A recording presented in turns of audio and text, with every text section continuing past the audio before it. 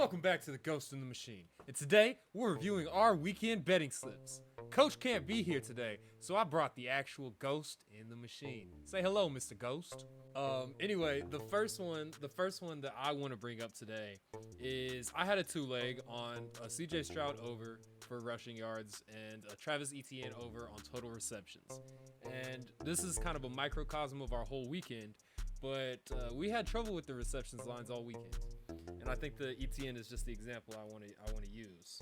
Yeah, ETN came in under his target projection. Part of it was that Tank Bigsby played a lot more than we had projected him to play. ETN did finish with 3 targets and 2 catches, but it was a weird game against Miami and not one in which the Jaguars offense got into a particular flow. ETN's always going to be a guy that has these huge weeks, and several times this year he will completely cakewalk that line. But it's something with him that I'm going to be a little more nervous to be aggressive with until we have a full picture of Tank Bigsby's role in the offense, because ETN was playing red zone snaps that he wasn't necessarily playing all year last year, but was, playing down the stretch. But Bigsby was definitely getting a lot more work than he was toward the end of last year, and he was one of the most inefficient running backs in all of football. And so it's just something that we're going to have to watch with ETN and seeing what the split in Jacksonville is going to look like going forward. And in terms of, betting on receptions, obviously those are, I equate those to sort of the 0.5 3-pointers, because I can't think about the world unless I'm thinking about basketball. But they're one of those things where it's like these first couple of weeks we're going to struggle with, no? They're a lot harder in the first couple of weeks because you have no concept of where the offense is truly going. And something that we'll even get to a little bit later, but that is another great example of this, is Mike Williams in New York, where all of the buzz out of camp is that you finally have a healthy Mike Williams, and it ends up being Allen Lazard is the wide receiver too, with Williams completely cut out and not getting a catch. And there are a lot of these offenses that we think we have a good picture of leaving the preseason, and that we actually do not have nearly as clear a picture of as we think we do. And the 9 Allen Lazard targets are the best example of that in week 1. But as the year goes on, and as we have a clearer picture of the guys that the coaches really want to play in a role in these offenses, especially this year where there's been so much coaching staff and offensive turnover, the easier that those lines are going to be, and the more consistent we will want to hammer them. A lot of the reception bets that we lost for the same reason, like up and down the board. We lost all our reception bets for basically the same reason. And between it being whether it was De'Ami Brown, Olamide Zaccheaus, ETN, there was just an enormous number of guys that we lost the reception bets on because we thought that we had a pretty reasonable idea of what their role was going to be in the offense. And it turns out that the role was essentially 0 for several of them, and substantially reduced from what we thought it was going to be, or even just competitive, like in ETN's situation. And so as we get a better grip of the way these teams are actually going to play in the first couple of weeks of the year, I think that these reception lines are going to be one of the most valuable things that we can look for every week, especially with guys that we know are going to get snaps. And we just have to hope that targets will eventually come with those snaps. But we don't know who's playing the snaps yet. All right, the next slip that we're going to look at is going to be this slip with 5 touchdown picks from the Get 'em model last week. We had James Conner as one of our top picks last week overall, which ended up looking great, as Arizona was force-feeding him the ball in a way that was actually almost unacceptable given the way that James Conner plays football. But they continue to jam it down his throat, and I think that is going to be a theme going forward. James Conner touchdown bets are going to be a thing that I like most weeks. We also had A-Chain, which his red zone role was pretty undefined last year, but he got tackled at the 1 and then got the carry on the 1, which is not something that he would have gotten last year. They would have given that ball to Mostert. And I know Mostert was a little banged up, and A-Chain ended up banged up too. But these were legitimately just the 5 highest projected touchdown outputs from the Get 'em model. And the only one that we didn't get was Bijan, who, while he did get the role that we expected, Atlanta just wildly underperformed and only ended up with 1 touchdown, which was a passing touchdown to Kyle Pitts. Obviously, Pitts and London are gonna get theirs in the offense, but when there's only 1 touchdown to go around, sometimes Bijan's gonna get left behind. I'm concerned about Atlanta after watching them week 1, and I am a little bit concerned about Bijan, but it's something that I would absolutely continue to bet again, given his touchdown output in the model, and that his actual rushing share was very much in line with where we had him projected versus Tyler Algier. Yeah, I think your point on Atlanta is spot on. I mean, they just looked. Saying a team looks bad is kind of played out, but they scored 1 touchdown against Pittsburgh and lost to Justin Fields, who couldn't score a single touchdown. Yep. And that's unacceptable. If you're in the National Football League, you should not be letting Justin Fields beat you without scoring a touchdown. That's like there's like 4 Absolutely things wrong not. with that statement. And Yep. Justin Fields being quarterback is the last one. Yes. And Yeah. it like Kirk looked out of place. I mean, they just couldn't. The line looked awful. That's what it really was for me. It's just the line was porous. It looked like the line was like one Line of those looked things you terrible. put spaghetti with. Is what they look like. It doesn't make any sense. And that's my concern for Bijan going forward, especially if we're looking at if we're looking for Bijan touchdown lines, and him cracking one within the red zone is going to be hard if that line is just going to give up, everybody. Just let them go through. And so that's my only concern. No, 100%. No, and that's going to be a concern all year. And Bijan's definitely going to have his weeks. He's enormously talented, and not trying to take away from any of that. It's just going to be a problem with when he is able to get it out of the offense that he is in, because the offense looked like a problem. And hopefully, they pick it up week 2. I forget who they're matched up with week 2. They have the Eagles next week on Monday night. Yeah. Oh, on Monday night too. That's gonna be one of the worst Monday night football games all year. Gonna bet on that right now. I don't know, man. They put up some real bad ones last year toward the end of the season. Okay, good point. How long till we're watching Colts Titans on Monday night? Don't talk about my Titans like that, man. I think that also you didn't flex this pick, which is wild to me. Were these all scorchers? They were all scorchers. Okay, that makes sense. With the exception of Montgomery. Montgomery was not. Oh, I see it. The Montgomery one also, it surprised me. I thought he was going to have a reduced role this year, and he did not at all. No, he's going to have that offense is going to work exactly the same way it worked last year. Yeah. Gibbs is going to have big weeks, but people that drafted Gibbs in the 2nd round hoping for an enormous upgrade from where he was at last year are going to be disappointed. Absolutely. And I mean, it's the same thing that, I made the mistake of not drafting Montgomery this year. But he is the touchdown getter in Detroit. He is your goal to go, 5 yards out, put it on Montgomery. It doesn't matter if you're on the 50 or on the 1. You're 5 yards, Montgomery is getting the ball. And that's just, I guess, never going to change. Coaches just love David Montgomery. He's a great pass blocker. He's a guy that they want on the field all the time. I don't see why they're not going to force feed him 12 touchdowns this year. I'll be excited to see, because I think they have Detroit plays Tampa Bay next week. So I'll be interested to see how that one goes, because I was a little bit disappointed with Laporta this week. He's not on the slip. He has nothing to do with this. I was disappointed with the offense. Well, it makes a lot of sense, though. There's going to be weeks. The Lions' offense is really going to be weird this year, because as much as I say that the run game is going to work exactly the same way, the passing game may work pretty different than it worked last year with Jameson Williams actually getting snaps. Yeah, their whole issue. And he just is going to demand the ball a little bit. And he's the real deep threat that he needs, or that they need, to open things up for Laporta and St. Brown underneath a little bit more, because St. Brown's just going to be that power slot guy all the time.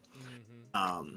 And they didn't really have a field stretcher last year. They kept trying to do it with a bunch of different fast and not good receivers, and never really worked. And so with Williams, while he is going to open things up for Laporta more in certain circumstances, there's also not maybe going to be as many targets to go around, especially in kind of weird games like happened on Sunday night. And so I fully expect that Laporte is going to be fine going forward, but there's going to be some down weeks. Since we're talking about the Lions, I want to talk about Goff. I'm interested to hear, because we haven't talked about honestly most of it, but I'm interested to hear how you felt about Goff this week, because he frustrated me.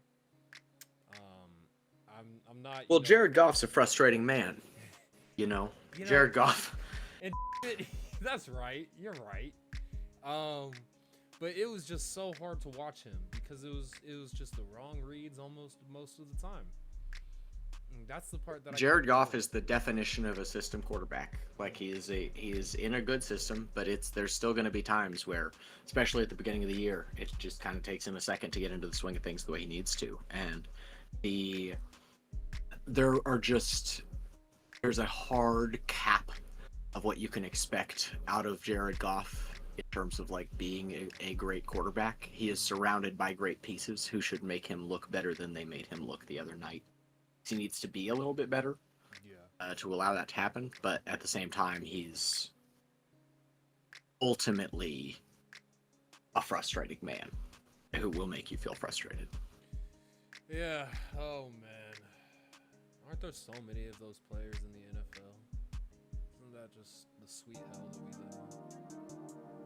All right, so for the first slip from Monday night, we ended up getting a 4-leg because this was placed after the first run of projections in the afternoon, but before the McCaffrey injury news that obviously substantially shook things up. Almost every line in this is directly taken from the Get 'em projections that you would get in the Superb Owl tier of the actual box score projections for every player. We had Moody at about 9 kicking points. We had Lazard, who was actually one of the harder players to project on the week, at about 50 receiving yards, and he ended up at 62. But something that always needs to be projected in is that Aaron Rodgers will throw the ball to his friends, and Allen Lazard is his friend.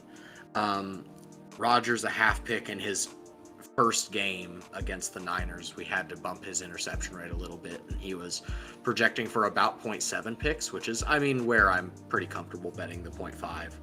And then we had Breece Hall except for Christian McCaffrey, as the top touchdown scorer in the game.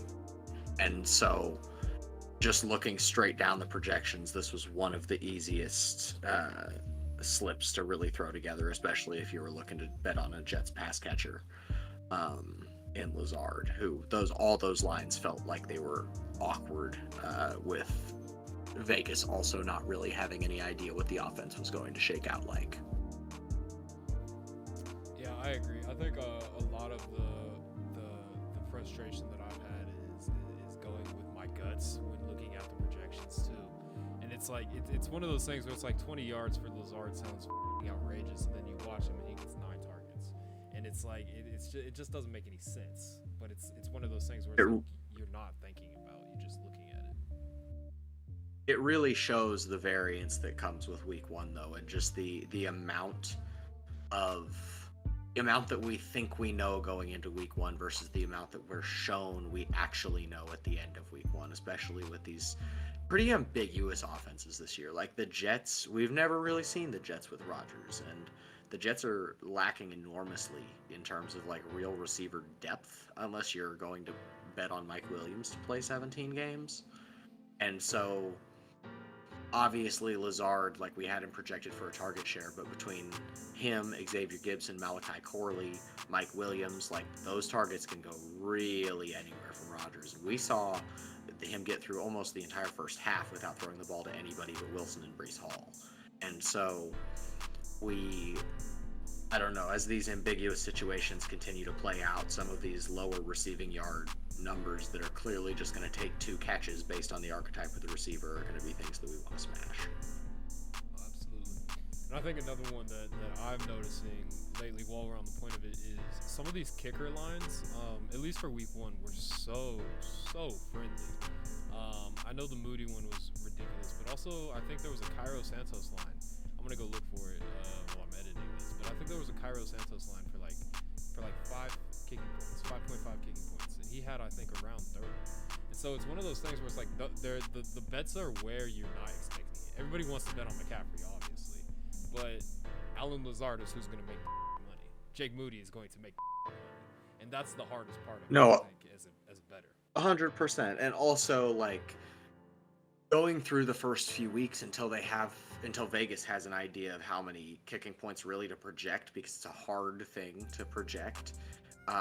Just betting on kickers that are on good offenses like Moody, and pretty much the same way you would do it as you go through a fantasy football season, where you're trying to find, like, you'll just kind of take the Chiefs kicker most of the time, regardless of who that is over the last decade. You will kind of take the Eagles kicker over the last couple of years. I've owned an enormous amount of Jake Elliott, and it's just because they're going to be in positive offensive situations. And the Niners are the best example of this year, in that they will find themselves in an enormous amount of positive offensive situations. And it seemed the other night like they may, at least until McCaffrey comes back, be a team that settles for a lot of field goals. And so, I don't know, the kicking lines over the first few weeks of the year until Vegas really gets adjusted are definitely something to keep an eye on versus the projections in that per barrel tier. Only that it looked like like that game played out in a way where I think that all 5 legs would have hit. I genuinely think McCaffrey would have had 2 touchdowns, with Mason having 1, and them having endless tries in the red zone. It felt like one of those would have just been a McCaffrey touchdown at some point. So I feel really good about this bet, looking back on it, just every leg. And I think the big thing for the Niners, betting on the Niners this year, is what we were talking about on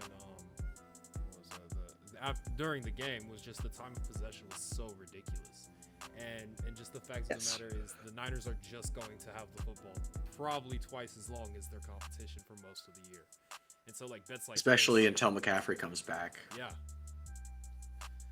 So bets like this just seem so juicy, because it's like, I mean, if you have the football for 45 minutes, you're gonna score at least twice. Yes. No, 100. And not just that, but it is something to look at with the way they use Jordan Mason versus the way they use Christian McCaffrey. It's going to be really interesting to keep an eye on. They dominated time of possession last year, but it may be a lot more aggressive this year, with them not really wanting to throw the ball to Mason or their running back nearly as much, and giving Debo a bunch of carries out of the backfield. It's going to limit their passing game a little bit. Debo's going to have to come out for more snaps. Ayuk's going to look a little better. Kittle's going to look a little better. But their offense is going to move very, very slowly, unless you get an explosive play out of one of Kittle, Ayuk, or Debo most of the time, because Mason is great, but Mason is not going to be a frequent home run hitter based on what I saw on Monday. Oh, no. But that's the other thing, too, about the Niners that I didn't even consider yet, is just Ayuk looked like dog shit. He looked like he was fat and bad. He did. He looked fat and he looked bad. I don't have anything else to say about it. He just looked like dog shit. Puka, there's a report right now that just came out that Puka could miss more than 4 games. Well, let's go ahead and Sean stop McVay. this recording and let's move on to that one. Okay, well, let's talk about my Pookie Bear, Puka Nacua. Yes, I do have the Dolphins defense on a bench. That was a waiver mistake. I don't want to talk about that. I also have Nick Chubb on my bench. That was intentional. Don't want to talk about that. Alec Pierce is going to get at least 2 more touchdowns next week, I swear to God. That's not the point of this conversation. The point of this conversation is I am in a 16-team league. I drafted Puka at the end of the first round, and I have a humongous wide receiver issue now. And I don't know what to do, quite frankly. Yeah, that's it's a wide receiver issue. The only quick answer that isn't even going to sound great to any Puka Nacua owners is to go pick up Demarcus Robinson in the meantime. He is going to be the whole filler in LA, but Puka has an extensive history of lower body injuries in college. Hurt himself in the preseason, and it kind of seems like tried to push himself through that and immediately hurt himself again. I have very little confidence that we're going to get a fully healthy Puka this year, given the ambiguity of the situation with his knee, and that we keep getting return dates very lightly pushed back. Even this first week of him being on the IR, you would really hope to hear positive things rather than negative things coming from Sean McVay. Or even a diagnosis. I would love to know what the A diagnosis would be great. That would be incredible. And the fact that we don't have that is what worries me more than anything else. It's also I'm one of the looking things right where it's now like- Go ahead. to make sure, see if there's anything that McVay said in this press conference today that would indicate what the injury was. In the preseason, they were calling it a Oh, person wow. sack. What do you got? And they have a week 6 bye, and so there's almost no way he will come back week 5 against the Packers. He will almost certainly sit until after the week 6 bye. So week 7 would be the first time I would expect to see him at all, but even McVay said they are unique injuries that could keep them out longer than the minimum of 4 games, and so we will see, is what he said. That hurts. So That really hurts. I think at this point, Cooper Kupp is looking like one of the best picks in most fantasy drafts, given that he can stay healthy, and DeMarcus Robinson, Kyron Williams, and Colby Parkinson all look various levels of good and startable going forward, because McVay will run a condensed offense. He's kind of like Shanahan in that, like, if CMC goes down, it's going to be Jordan Mason and Deebo Samuel and no one else handling carries out of the backfield. And so Nakua represents an enormous chunk of that very condensed offense. And so a lot of it's going to go to DeMarcus Robinson. I imagine Cooper Kupp is going to see like a 35% target share over the next few weeks, and they're going to have to figure the rest of it out. But the guys that are going to get a piece of the Rams offense, like, you just are going to want everything you can get if you owned Puka. Yep. Well, so the real question is for, for fantasy owners in deeper leagues, do you drop Puka? I mean, obviously he's a round 1, round 2 guy. But if you're in this situation, do you hold on to Puka until probably week 8? I'm holding on to Puka until we get clarity about what is happening. If we hear, if you're in a tough roster spot, like, I would rather drop Chubb at this point because I don't know what is happening with Puka, and it could be not that bad. But week 7 seems like the earliest that you're very likely going to see him again. He is just such an impact player when he gets on the field. And when I play fantasy, I'm always trying to think about being competitive in the playoff weeks. The best example always is that when I first started playing fantasy football, Le'Veon Bell, it was the Le'Veon Bell holdout years. And he also, I believe, was suspended 1 year for the first couple of games. And just drafting D'Angelo Williams at the back end of the draft would almost guarantee you a couple of wins early. But drafting your team in a way where you're taking guys who are not going to play roles later in the year, it gets really dangerous because you may end up in the playoffs with not enough firepower to get there. And Puka may be that firepower at the end of the year that can push you through the playoffs. And so I definitely think he's worth a bench spot if you drafted him, especially if you've already sunk all that capital into him. And if you're in a really, really good wide receiver situation, maybe see if, especially if you have an IR spot, maybe see if you can get him thrown into a trade that you're already making with a Puka owner. I'm not necessarily saying go out and get him, but if they're desperate and you're able to kind of maybe get another piece and hide Puka on your IR or just on the end of your bench for a little while, I think that that's definitely a smart thing to do. But I also I see the concern, and if we get more news soon and it's not good news, then I think that that's a conversation that can be opened in the coming weeks. Yeah, I mean, if they don't say anything by Wednesday, it's gonna be tough. It is gonna be tough to feel confident holding on to Puka, especially in my situation with Nick Chubb. I'm taking the over on Kyron Williams this week. That's all I know. Taking every single over on Kyron. Yeah, I'm betting Kyron touchdowns next week for sure. Yeah. All right. Well, That's all I have to say. I'm dejected, I'm depressed, and I'm distraught. And that's all I have to say about Pookie Bear. I also should stop calling him. There's nothing else to say about. There's just nothing else to say. I mean, it's a distressing It's awful. situation. It's not great. Yeah, it's not a great look. And it's one of those things too, where it's like if he would have just stayed out with that for the first time he went out of the game, it would have been probably better. I mean, it probably wouldn't have been marginally, of course, but it would have. He been probably better. shouldn't have played that game. Like, you're absolutely right, but he probably shouldn't have ever been in that game because he probably should have been shut down in the preseason when he had whatever knee injury came up. Prevent this exact situation from happening where you're now losing him for 6 weeks. You probably could have lost him for 3, and he would have fallen in drafts and been the darling of the fantasy season for a bunch of people that got him in the 9th.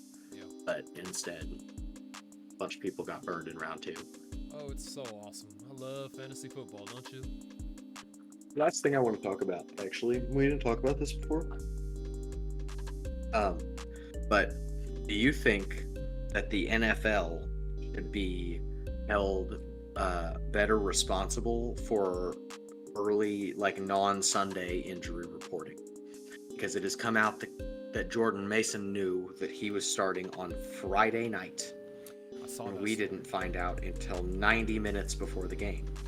Yeah. And Yeah. considering an enormous part of the NFL's economy is now based in sports betting, and sports books had CMC lines up until 5:50 on Monday night, should the NFL be responsible for, or teams be responsible for reporting that better, reporting those things better than they're reporting them now? Because, like, that was a nightmare situation for everyone that was involved Oh, in it terms was of bad. fantasy, in terms of betting. Dude, I mean, like, to pull the curtain back, it was bad for us trying to run projections 30, 45 was a minutes disaster. before the game. Like, I was trying to be out with my family and go watch football and enjoy the time with my family, and we had to rerun our whole projections because they pulled McCaffrey at the last second. And so, I was sitting with my friend and my girlfriend, and I looked at my phone, and exactly my words were, "Christian McCaffrey is out. My life is ruined." And I walked out of the room without saying another thing. It's exactly what happened, and I stand by it. First of all, stand by it. But second of all, like, that just shouldn't happen with how many people are involved in this at this point. And I am not gonna complain too much because I understand an hour and a half is pretty cool, and the NBA gives you like 8 minutes sometimes. But at the same time, with the NFL games taking place 1 week at a time, listing him questionable on the Saturday and Sunday injury reports when you knew that he wasn't playing seems really gross to me, when so much rides on him playing or not, him being the best player in football or fantasy. by far. And the fact of the matter is they're doing the same thing for week 2. I mean, they're talking about he's questionable, which I'm taking the lower on him playing. I don't think he plays. He's not playing. He has Achilles tendonitis. He's not playing for 4 weeks. They can stop playing this game. It's like the Sixers last year literally wouldn't report guys out until, like, people were walking out on the court, it felt like. And it just became unacceptable. Like, it became unacceptable after a while. And we're running into the same. I mean, the Niners are doing the same thing. And I understand that Shanahan likes to play this sleight of hand game, but that game changes at some point. I think it would be different if it was week 16 and they were fighting for, playoff spot, or there were contentions for a playoff spot. But it's week 1, and holding your guys back. I understand the strategic advantage you get because you can't scheme. You didn't scheme against Jordan Mason. They schemed for McCaffrey by far, and I get it. You want to win the game. I like to win.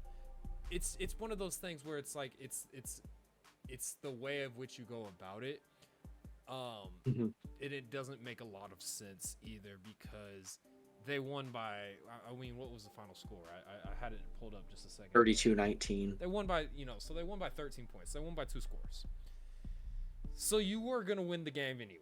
You might have won it by a little bit less, but you were going to win this football game. You have every single tool in the world outside of McCaffrey. Before McCaffrey even got there, the Niners were probably the best team in the NFC for a while. Yeah, That's probably arguable, had been but for a like minute. I mean, since the Mahomes era, the Niners have pretty much been the best team in the NFC. That's kind of my equivalency.